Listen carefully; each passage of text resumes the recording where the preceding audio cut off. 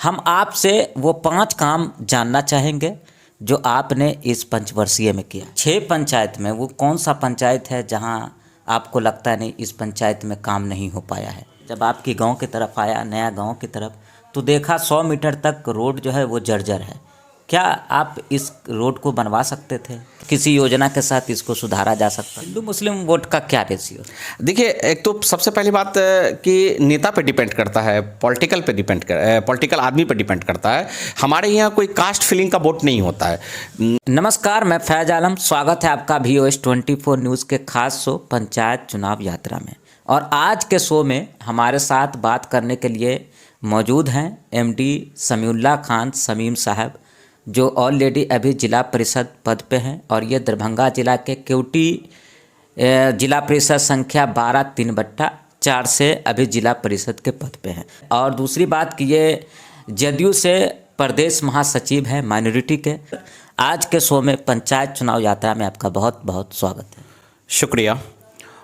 सभी लोगों को आदाब और सलाम। मेरा पहला सवाल है सर कि आप चूँकि जिला परिषद हैं तो हम सबसे पहले तो आपके कार्य क्षेत्र में यानी आपके जिला परिषद क्षेत्र में जो भी पंचायत आते हैं हम उनका नाम जानना चाहेंगे।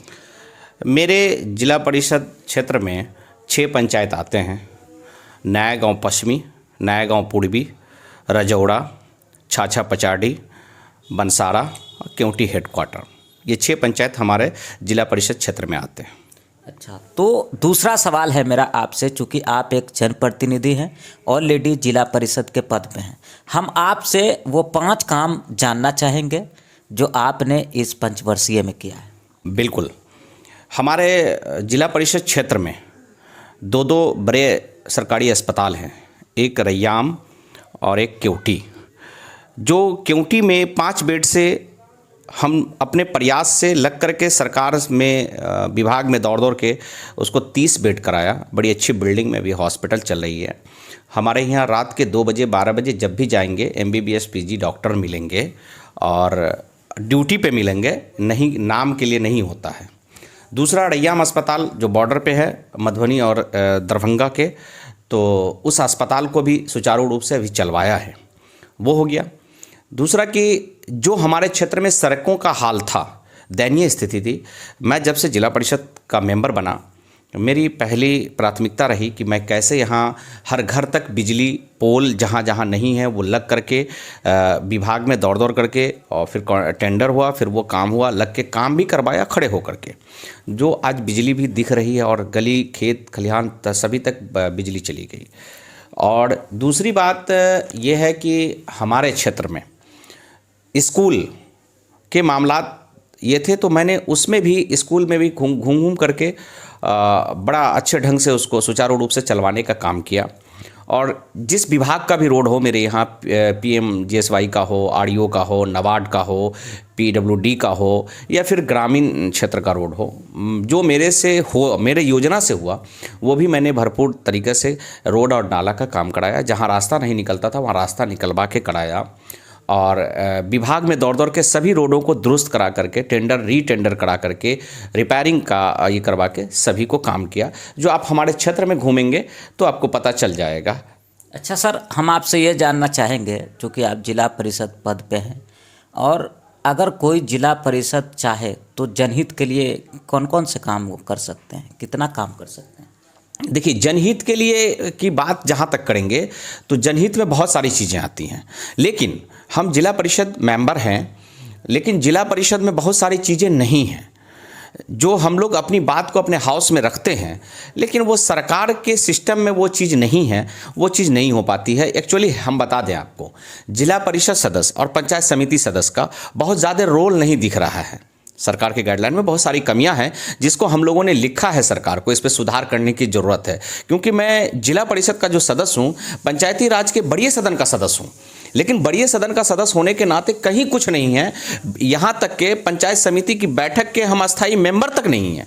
जो ब्लॉक में होता है, जो हम गांव से जुड़े हुए हैं, हम मतलब गांव लेवल से जनप्रतिनिधि हैं, तो हमको ब्लॉक से जोड़ना चाहिए तभी जिला से, लेकिन हमको कहीं से भी उस तरह का सिस्टम नहीं दिखता है। तो मेरा तो प्रस्ताव है कि ये 2 पोस्ट हट ही जाता तो बेहतर था। सिर्फ पंचायत में मुखिया से ही काम चलता तो ठीक था। अच्छा, यानी आप चाहते हैं जिला परिषद पद ही हट जाए?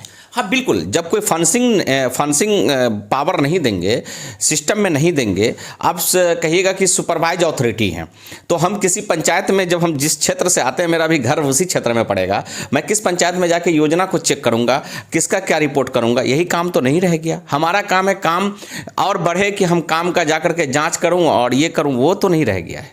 अच्छा, तो अच्छा सर, आपने कहा आपके जिला परिषद क्षेत्र में 6 पंचायत हैं, तो 6 पंचायत में वो कौन सा पंचायत है जहां आपको लगता है नहीं इस पंचायत में काम नहीं हो पाया है, या फिर आगे आप अपने पद पे रहेंगे फिर जीतेंगे तो उस काम को करेंगे?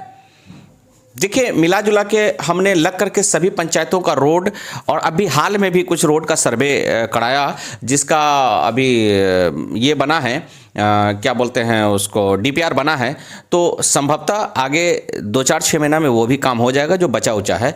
लेकिन अफसोस है मुझे कि हमारे एक क्षेत्र में छाछा पछाड़ी पंचायत है, जो उस पंचायत में मैं काम नहीं कर पाया किसी कारणवश। पॉलिटिकल बहुत सारे वहाँ उलझने हैं, बहुत सारी चीज़ें हैं, विवाद रहता है, इस चीज़ों से थोड़ा सा परहेज़ वहाँ किया हूँ और नहीं हो पाया है। तो इंशाल्लाह मैं कोशिश में हूँ कि विवाद से मुझे मतलब नहीं है, काम मुझे अच्छे ढंग से करना है। लेकिन वहाँ भी जो रोड थे PWD के, RDO के, उस रोड पे मैं काम किया हूँ।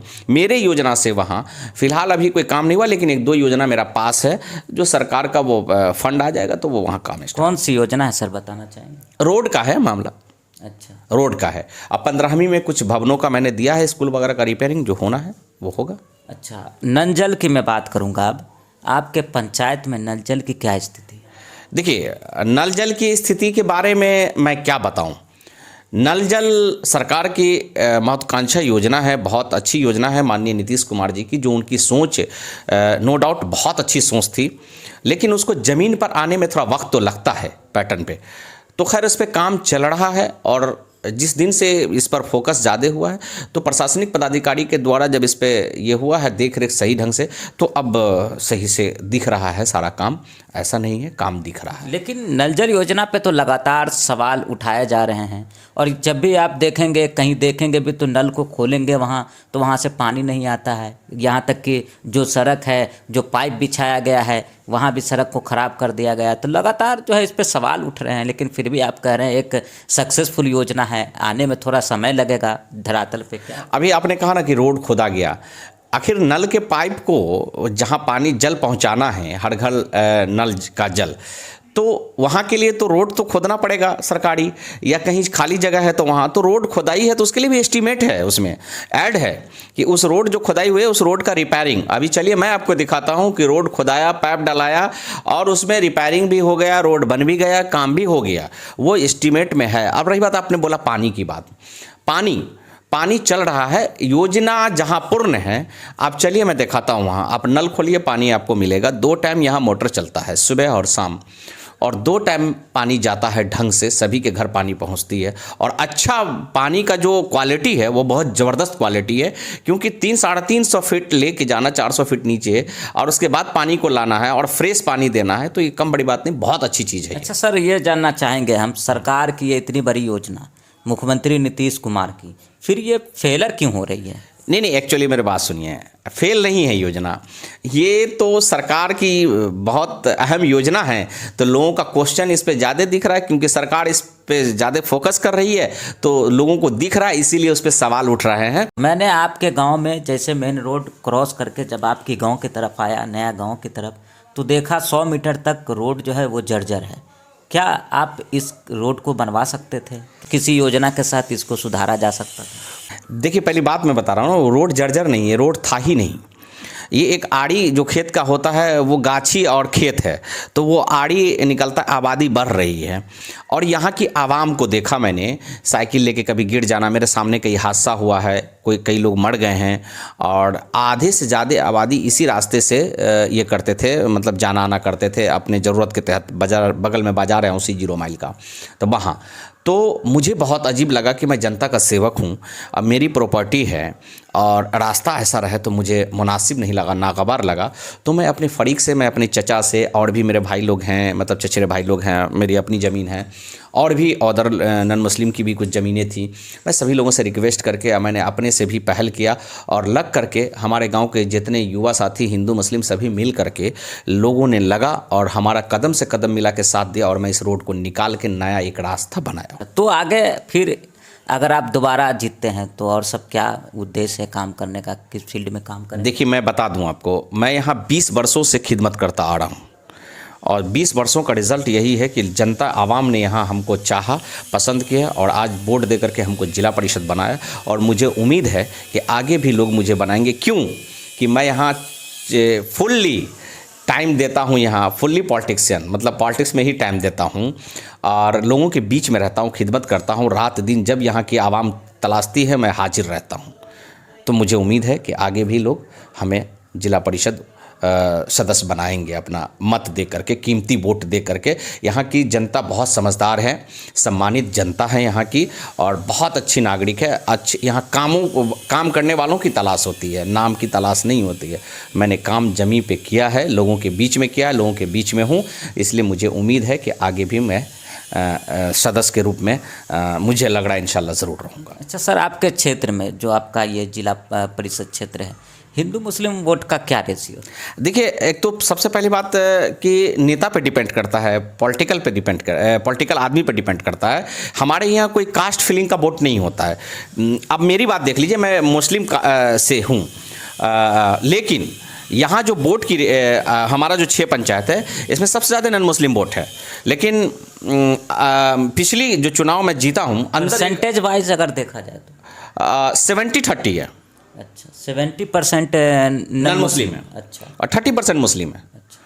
और मैं जो चुनाव जीता हूँ अंदर 1000 वोट मुस्लिम का था, क्योंकि 4-5 कैंडिडेट खड़े थे, कुछ मुस्लिम वोट कम हैं और नॉन मुस्लिम वोट ज़्यादा हैं और उसमें भी कैंडिडेट खड़े थे, लेकिन हमें 6-7 हज़ार वोट नॉन मुस्लिम का आया। तो यहाँ कास्ट फीलिंग में आप अंदाज़ा लगा लीजिए ऐसे नहीं है और ना मैं करता हूँ और ना मैं करूँगा भविष्य में, ना मेरे क्षेत्र में ऐसे, क्योंकि मेरा क्षेत्र जो है काफ़ी बुद्धिजीवी का क्षेत्र है। तो इस बार क्या उम्मीद की जा सकती है? क्या फिर से इस क्षेत्र की जनता मौका देगी? बिल्कुल मौका देगी और पिछले जितना मैं वोट से जीता हूँ उससे उम्मीद करता हूँ कि इस बार उससे दुगना वोट से जीतूंगा इंशाल्लाह। लोगों का रुझान है। तो उन जनता के लिए कोई पैगाम, कोई मैसेज है? ये मैं कहा ना, मैं इस जनता का शुक्रगुजार हूँ कि जनता मुझे अपना अच्छा जनप्रतिनिधि चुनने का मौका हमें दिया, तो मैं बखूबी वैसे ही निभाता हूँ और उनके हर उम्मीद पे खरा उतरता हूँ, कोशिश करता हूँ। और इतनी बड़ी क्षेत्र है, थोड़े लोगों को तो गिला शिकवा रहेगा ही रहेगा, तो खैर वो सब कोई बहुत बड़ी बात नहीं है। चलिए, बहुत बहुत शुक्रिया, बहुत बहुत धन्यवाद। ये थे हमारे साथ समीउल्लाह खान शमीम साहब, जो ऑलरेडी जिला परिषद पद पे हैं और इस बार भी जीत का दावा कर रहे हैं और ये कह रहे हैं कि अपने कार्य क्षेत्र में इन्होंने बहुत सारी योजना के तहत काम किया है। तो आप देख रहे थे पंचायत चुनाव यात्रा का ये खास शो। धन्यवाद। जय हिंद।